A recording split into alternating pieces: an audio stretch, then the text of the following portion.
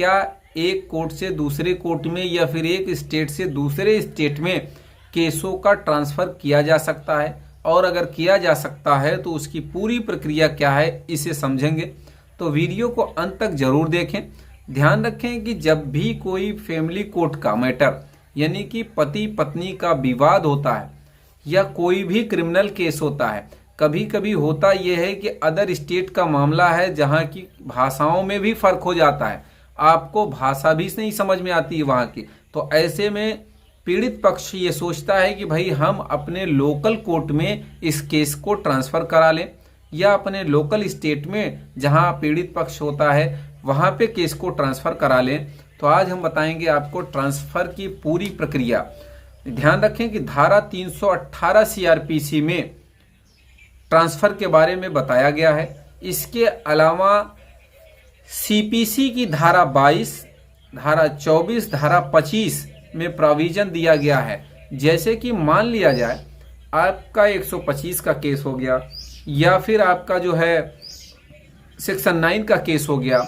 अब सेक्शन 9 का केस पति 2 जगह से कर सकता है या पत्नी भी सेक्शन 9 हो 125 का केस हो 2 जगह से कर सकती है। जैसे कि जहां उसका मायका है वहां से भी कर सकती है, यानी कि 2 ज्यूरिडिक्शन है। एक से अधिक ज्यूरिडिक्शन वाले मामले में ही ट्रांसफ़र की मैं बात कर रहा हूं, ध्यान रखें। तो सवाल ये भी उठता है कि या तो मायके से करें या ससुराल से। जैसे पति अगर सेक्शन 9 का करता है या तो वो अपने ससुराल से करे जहां उसका ससुराल है वहां से, या फिर अपने निज स्थान से अपने आवास से वहां से सेक्शन 9 का केस करे। यानी कि सेक्शन 9 करने के 2 ज्यूरिडिक्शन बनते हैं पति के। तो ऐसी स्थिति में अगर वो केस को ट्रांसफ़र कराना चाहेगा तो कहने का मतलब ये सीपीसी की धारा 22 जब एक ही जिले में एक स्थान से दूसरे स्थान में दूसरे कोर्ट में ट्रांसफ़र कराना होता है तो डिस्ट्रिक्ट जज के यहाँ एप्लीकेशन आपको देना पड़ेगा। अब सवाल यह है कि एक जिले से दूसरे जिले में केस को ट्रांसफ़र कराना है तो आपको हाई कोर्ट में रिट फाइल करनी होगी।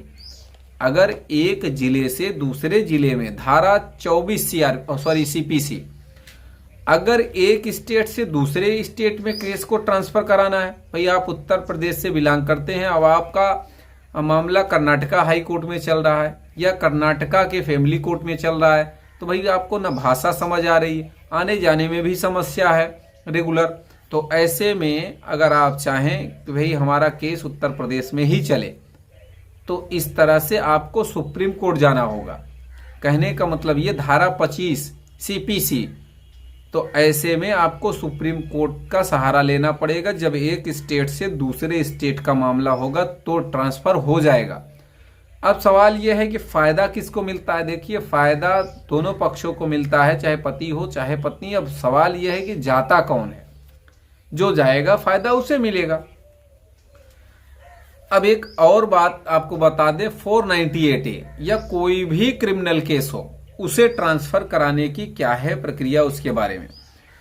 तो देखिए कोई भी क्रिमिनल केस ट्रांसफ़र की जो प्रक्रिया है वो धारा 406 से 412 सीआरपीसी में प्रावधानित है। और अगर संविधान की बात करी जाए तो आर्टिकल 136 में इसका प्रोविज़न है। कोई भी क्रिमिनल केस आप एक स्टेट से दूसरे स्टेट में, एक डिस्ट्रिक्ट से दूसरे डिस्ट्रिक्ट में या एक ही डिस्ट्रिक्ट के एक कोर्ट से दूसरे कोर्ट में ट्रांसफ़र करा सकते हैं।